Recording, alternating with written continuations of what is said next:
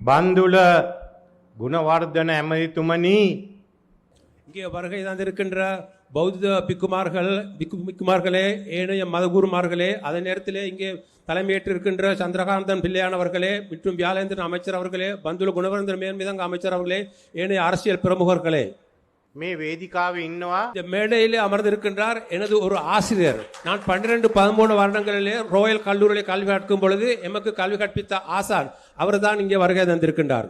ඒ තමයි சிவலிங்கம் மேத்துமா. மேக்ஸ் கிளீனை தரும் 3 கட்டிகளுடனான Vim maths கட்டி ₹30 மேக்ஸ் சேமிப்புடன்.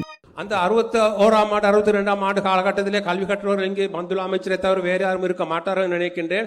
அந்த சிவலிங்கம் ஆசிரியர் அவர்களுடைய கற்றவர்களாக நாங்கள் இங்கே இருக்கின்றோம். මට විතර எனக்கு மாத்திரமல்ல தினேஷ் குணவர்தன பிரதம அமைச்சர் அவர்களுக்கும் கல்வி கற்பித்தார். ඉගන්නවා. ඉතින් මේ ஆகவே இந்த நாட்டை கட்டி எழுப்பதற்கான ஒரு முக்கிய பங்கை நாங்கள் அவருக்கும் வழங்க வேண்டியிருக்கின்றது. අනුර බණ්ඩාරනායක அதே போன்று சபாநாயகராக இருந்த அனுர பண்டாரநாயக் அவர்களுக்கும் மலிக் சமரவிக்ரம் அவர்களுக்கும் கல்வி கற்பித்தார். எல்லோருக்கும் முழு அமைச்சரவைக்கே கற்பித்திருக்கின்றார். அந்த காலத்திலே எமக்கு ரோயல் கல்லூரியிலே கற்பிக்கப்பட்டது ஏதென்ஸ் சாம்ராஜ்யம் தொடர்பாக, அதாவது அந்த 2500 வருடங்களுக்கு முன்பர் இளைஞர்கள் செய்த போராட்டம் தொடர்பாக கற்பிக்கப்பட்டது. ඒක මම සිංහලෙන් කියන්නම්. அதை சிங்களத்திலே குறிப்பிடுகின்றார். அதாவது எந்த விதமான துணிச்சலற்ற பீதியான நடவடிக்கையிலும் பொழுது எமது நாட்டுக்கோ எமது சமூகத்துக்கோ அவநம்பிக்கை ஏற்படுத்தக்கூடிய எந்த விடயத்துக்கும் நாங்கள் பங்களிப்பு செய்ய மாட்டோம். ඒ පුහුණු වීම තිබුණු නිසා තමයි அந்த பயிற்சி இருந்த காரணத்தினால் தான் 2021ஆம் ஆண்டிலே யாரும் முன்வராத சந்தர்ப்பத்தில் நான் முன்னே வந்து இந்த பொறுப்பை ஏற்றுக்கொண்டேன். உங்களுக்காக போராடுவதற்கு, உங்களுக்கு நிவாரணங்களை வழங்குவதற்கு, ஜென்சி இளைஞர்களுக்கு எதிர்கால பரம்பரைக்கு ஒரு எதிர்காலத்தை வழங்குவதற்கு, விடயங்களை பிரச்சனைகளை தீர்ப்பதற்கு, நிலையான பொருளாதாரத்தை கொண்டு வருவதற்கு, நாட்டை சரியான வழியிலே இட்டுச் செல்வதற்கு, இதனைத்தான் நாங்கள் சொல்கின்றோம். இயலும் ஸ்ரீலங்கா.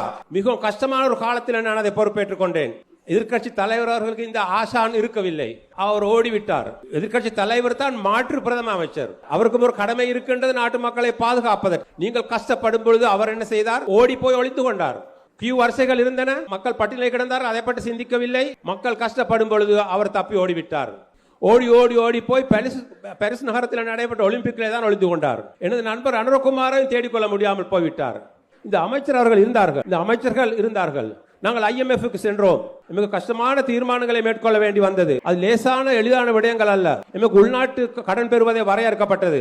நமக்கு பணம் அச்சிட முடியாது, வாங்கினால் கடன் பெற முடியாது. நாங்கள் செலவினங்களை குறைத்தோம். நாங்கள் ஏனைய நடவடிக்கைகளுக்காக வருமானத்தை தேடிக்கொள்வதற்காக வெட்டு வரியை நாங்கள் கொஞ்சம் அதிகரித்தோம். இந்த அமைச்சர் அவர்களுக்கு தெரியும், நாங்கள் இது மிக லேசாக செய்து விடமல்ல. அமைச்சரவையில் பல தடவைகள் இது பற்றி கலந்துரையாடப்பட்டது. இறுதியிலே நாங்கள் அந்த மக்கள் அனைவருக்குமான சுமையை நாங்கள் சுமந்து கொண்டோம். நாங்கள் உங்கள் அனைவருக்கும் நன்றி தெரிவிக்கின்றோம். என்ன நடந்தது? அதாவது அந்த காலகட்டத்திலே எமது தேசிய மொத்த உற்பத்தியாக இருந்தது 89 இருந்தது. இன்னும் 5 புள்ளிகளால் குறைந்து வீழ்ச்சி அடைந்தது. நாங்கள் மேற்கொண்ட நடவடிக்கைகள் காரணமாக இந்த 2022ஆம் ஆண்டு அளவிலே தேசிய மொத்த உற்பத்தி இன்னும் 4 புள்ளிகளால் அதிகரிக்கப்பட்டது.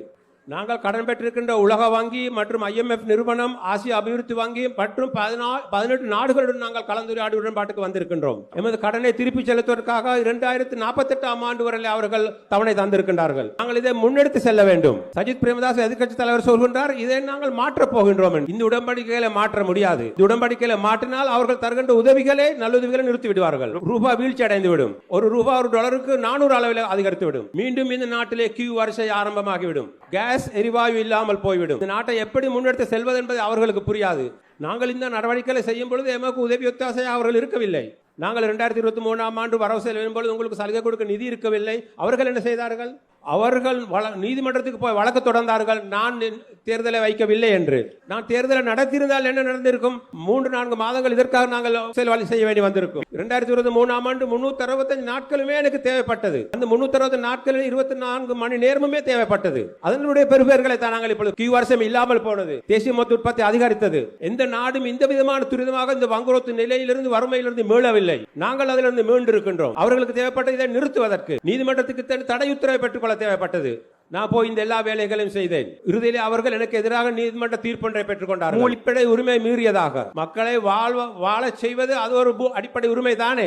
மக்களுக்காக முன்வந்து கஷ்டப்படுவதற்கு நான் தயாராக இருக்கின்றேன்.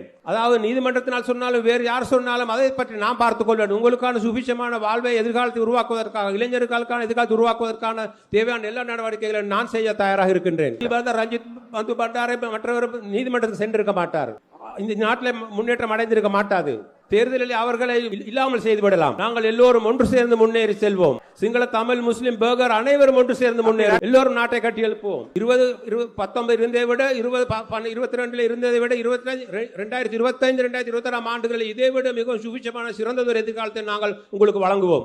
ஆகவே நான் உங்களிடம் ஒரு வேண்டுகோளை தான் முன்வைக்கின்றேன். உங்களுடைய எதிர்காலத்தை பாதுகாத்துக் கொள்ளுங்கள்.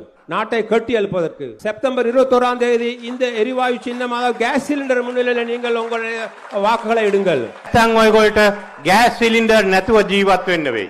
இல்லாவிட்டால் உங்களுக்கு கேஸ் சிலிண்டர் இல்லாமல் தான் வாழ வேண்டி வரும்.